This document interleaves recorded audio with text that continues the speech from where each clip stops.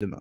As-tu as-tu vu la mise en garde à ton propos? Bah, je sais pas, tout le monde me parle de ça. Dis-moi, de quoi s'agit-il? Quelle mise en garde? Dis-moi. Parce que j'ai pas vu en fait. Dis-moi, dis-moi, dis-moi. C'est vrai qu'il y a des gens qui m'ont envoyé des liens. J'ai l'impression qu'il y a. Mais les mises en garde, franchement, de ces gens-là, sincèrement, c'est eux ils traumatisent les gens. Et à cause d'eux, il y a beaucoup de bons éléments qui pourraient faire des bonnes choses, mais les gens, ils sont traumatisés par ces soi-disant mises en garde. Mais franchement, moi, j'ai toujours dit, ce serait mieux de m'ignorer, en fait, tu vois, parce que la chaîne de qui? At-Tayra Mansoura, c'est qui ça? Je connais pas, lui. Je pense qu'il parle de celles qui sont déjà d'actualité. Euh, je sais pas, en fait. Euh, Bah, je crois j'ai vu des messages qui défilaient, là, on m'a donné des liens, mais franchement, parce que eux, ils font des mises en garde en fonction dès qu'ils voient que tu commences à avoir peut-être que ça vaut le coup, que dès que tu commences à avoir une certaine visibilité, donc ils se disent c'est le moment de lui faire des mises en garde pour discréditer, etc. Sincèrement, hein, sincèrement, il faut pas du tout que ça. Malheureusement, beaucoup ils sont traumatisés par ça et ils préfèrent garder le silence pour pas avoir des mises en garde. Mais les mises en garde, c'est nous qui allons leur donner, c'est nous qui allons mettre en garde contre eux maintenant. Niveau, des fois, ils ont pas fini de, en ce qui me concerne, ils n'ont pas fini de m'entendre, hein. Et on va dire les vérités sur les Wahhabis, là, ça va pas leur faire plaisir, hein. Parce que ce qu'on a dit sur les chiites, là, les muslihouds, eh ben, c'est la même chose pour les Wahhabis, malheureusement. Même si la plupart des Wahhabis, yani, c'est nos amis, c'est nos frères du quartier, c'est même nos familles, etc. Mais c'est muslihouds. C'est le même. C'est le même, comment ça s'appelle c'est le même, voilà. Donc le frère, il pose la question, penses-tu qu'un mort pour nous aider? Penses-tu qu'un mort peut nous aider? Alors, regarde, quand tu vois la question, bah, c'est là que tu comprends que des personnes qui ne comprennent même pas, qui ne savent même pas poser une problématique correctement. Ils ne savent même pas poser une problématique correctement. Donc, c'est des gens qui vont t'accuser de demander de l'aide à autre qu'Allah Azzawajal. Donc c'est ça. Ils t'accusent de demander à autre qu'Allah subhanahu wa ta'ala comme ça. Comme si un musulman n'avait que ça à faire de demander de l'aide à l'autre qu'Allah subhanahu wa ta'ala, comme si on était les kuffars de Quraysh. C'est complètement ridicule. D'accord? Donc personne ne demande de l'aide à autre qu'Allah subhanahu wa ta'ala. La seule chose, c'est quoi? C'est que, comme l'a dit l'imam al-Zahabi, qui est pourtant l'élève de Ibn Taymiyyah, les doigts à Allah auprès des tombes des pieux sont acceptés. Parce que les tombes des pieux, ce sont des jardins du paradis. Donc, on demande à Allah Azzawajal auprès des tombes des pieux. Ça, c'est la première chose. Deuxième chose, donc il y a bon, bah, ce qu'on appelle tawassul. Donc, pareil, donc, il faut avoir une maîtrise de la langue arabe pour savoir ce que c'est tawassul, qu'est-ce que c'est istirasa. Donc, demander autre qu'Allah Azzawajal. Donc, dans la langue arabe, ça, on n'étudie pas dans Ajrumiya, mais peut-être que si, parce qu'il y a Nida, d'accord? Nida, quand tu dis Ya Muhammad, Ya Muhammad, Ya Allah, Nida, Ya Nida, c'est appeler quelqu'un. Mais appeler quelqu'un, ça ne veut pas nécessairement dire invoquer quelqu'un ou adorer quelqu'un. Quand tu dis Ya Muhammad, il y a ce qu'on appelle un nudba, d'accord? Tu dis Ya Muhammad, mais en fait, eh ben ça, c'est de la langue arabe, ça s'appelle un nutba. Tu t'adresses à la personne, mais en réalité, tu demandes à la personne de demander à Allah subhanahu wa ta'ala. Mais ce n'est pas le sujet. D'accord? Non. Mais elle est où l'erreur dans ta question? Ben, l'erreur dans ta question, c'est que tu ne peux pas demander à un musulman si un mort peut être utile. Mais la seule chose, c'est maintenant si je te pose la question, est-ce que quand tu as mal à la tête, est-ce qu'un doliprane, c'est utile? C'est la même chose en fait. D'accord? C'est la même chose. Parce que un doliprane, c'est une cause. Et le fait de faire le tawassul, c'est une cause qui a été enseignée par le prophète, alayhi salatu wassalam. Donc, si tu dis que c'est du shirk, eh ben, ça veut dire que le prophète, alayhi salatu wassalam, a enseigné du shirk. Parce qu'il a enseigné à un homme aveugle de dire Ya Muhammad, Allahumma inni as'aluka wa atawajjahu ilayka bi nabiyyika nabiyyir rahma. Ya Muhammad, inni atawajjahu ila Allah bi nabiyyika. C'est le prophète salam, qui a enseigné cette dua. Oh Allah, je m'oriente vers toi et je te demande par ton prophète, le prophète de la miséricorde. Oh Mohammed, je demande à Allah Azzawajal que tu me donnes telle chose. Ça s'appelle la dua hadith al-a'ma. Et donc, les wahhabis nous disent que non, mais ça, c'était valable que de son vivant. Pourtant, le prophète salam, lui a dit, va à tel endroit, va faire tes ablutions et fais cette dua. Donc, quand il a fait cette dua, il n'était pas en présence du prophète. Et si vous dites que cette dua, elle est valide que du vivant du prophète, c'est vous, enfin, c'est eux qui sont là tombés dans le shirk. Parce que le prophète, qu'il soit vivant ou mort, c'est-à-dire que tu poses la question, est-ce qu'un mort peut être utile? Et moi, je te pose la question, est-ce qu'un vivant peut être utile? Si tu me dis oui, c'est toi qui es tombé dans le shirk. Ni un vivant peut être utile, ni un mort peut être utile. Un mort n'est pas plus utile qu'un vivant. Ou un vivant, plutôt, n'est pas plus utile qu'un mort. C'est clair? Parce que si tu me dis, il faut qu'il soit vivant et capable, mais qui lui a donné la vie? Et qui lui a donné la capacité? C'est pas Allah Azza wa Jal. Donc lui, ce n'est qu'une cause, ce n'est qu'un intermédiaire. Donc là, quelqu'un, par exemple, tu es malade, tu vas chez le docteur et il te donne un médicament.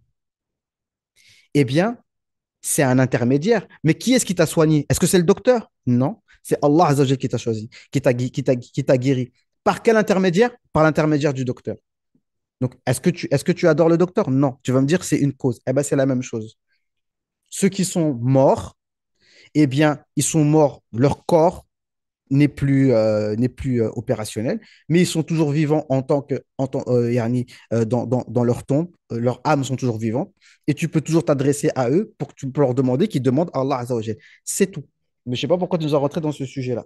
Alors, bref, mort de rire. La chaîne qui met tout le monde en garde, t'es avec Sheikh El Bouti, il vient de publier une vidéo sur toi il y a 2 heures. Ok, bah, franchement, c'est pas très intéressant. Salam, Sayyidina Moussa alayhi salam a fait quoi avec le prophète alayhi salam lors de Isra wal Mi'raj? Voilà, c'est ça qu'il faut qu'il réponde.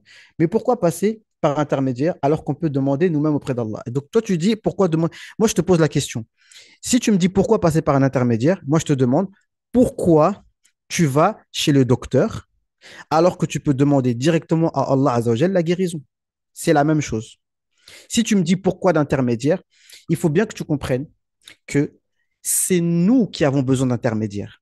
D'accord? Mais Allah Azza wa Jal n'a pas besoin d'intermédiaire pour te guérir. Allah subhanahu wa ta'ala n'a pas besoin du docteur pour te guérir. C'est nous qui avons besoin du docteur parce que c'est Allah Azza wa Jal qui a créé ce besoin du docteur, tout simplement. Allah Azza wa Jal n'a pas besoin de créer la nourriture pour te créer la satiété. C'est nous qui avons besoin de la nourriture. Et c'est Allah Azza wa Jal qui a créé ces intermédiaires-là. Allah, il a créé le docteur. Il faut bien qu'il fasse quelque chose. Il a créé les boulangers. Il a créé les restaurants, etc. Tu comprends? Est-ce que tu comprends ça? Donc, ces intermédiaires, ils existent. Est-ce que toi, tu as connu Allah Azza wa Jal directement ou alors par l'intermédiaire d'un prophète? Alors tu me dis, bah, pourquoi Allah Azza wa Jal ne nous a pas révélé à tous le Coran directement? Pourquoi passer par un prophète? D'accord? Donc, ne me lance pas dans un sujet qui est pas le sujet, s'il te plaît. Bien sûr qu'un vivant peut être utile, mais là, mon frère, quand tu dis qu'un vivant peut être utile, je te dis que là, tu es dans une situation qui est pire. Ce dont tu accuses les gens, tu es pire que cela. Parce que moi, je te dis, donc moi qui fais le tawassul, moi qui vais visiter les tombes, moi que certains appellent adorateur de tombes, moi je te dis que même une personne vivante n'a aucune utilité. D'accord? En réalité, il n'a aucune utilité. Parce que les causes n'ont aucun effet réel avec les effets. Il n'y a aucun rapport entre les causes et les effets, même quelqu'un de vivant. Donc, si tu me dis que quelqu'un de vivant est utile, eh ben moi, je te dis, revois ta aqida, tout simplement. Voilà ce que je te dis. Donc, voilà. Donc, faire la différence entre un vivant et un mort. Et tu vois, et ça, c'est l'imam al-Nawawi. Si moi, je suis rien, mais l'imam al-Nawawi a dit que celui qui fait la différence entre un vivant et un mort, eh bien, là, il est rentré dans le shirk. D'accord? Parce que le prophète, celui qui a la doua de l'aveugle, qu'il a enseigné à l'aveugle, eh bien, si tu dis que le prophète, une fois qu'il est mort, il a plus sa place auprès d'Allah Azzawajal, eh ben, c'est du kufr, mon frère. D'accord? Donc, bref.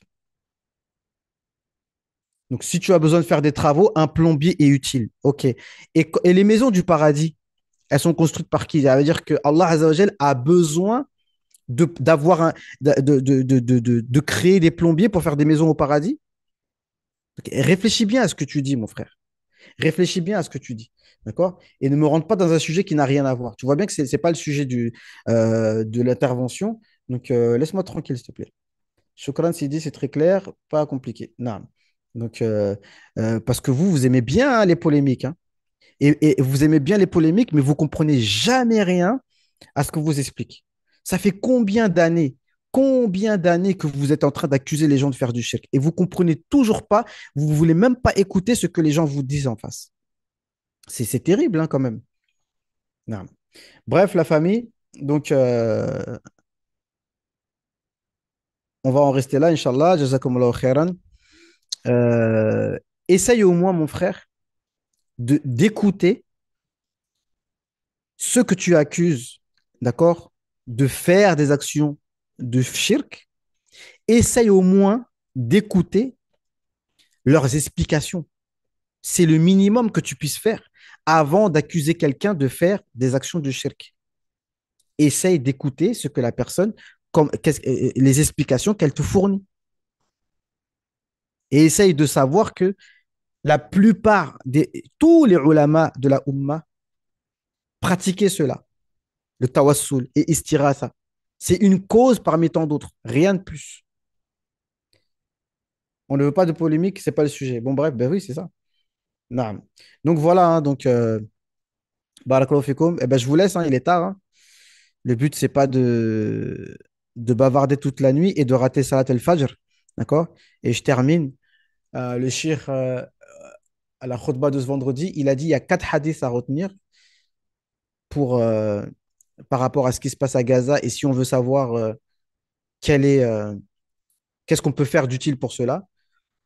En gros, il faut faire le Fajr à la mosquée. D'accord? Le Fajr à la mosquée. Et si déjà on est,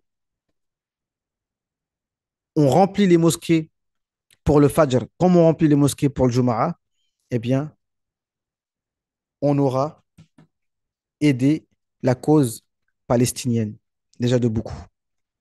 D'accord? Et, euh, et voilà quoi. On va rester sur ça. Naam. Et ouais, c'est vrai.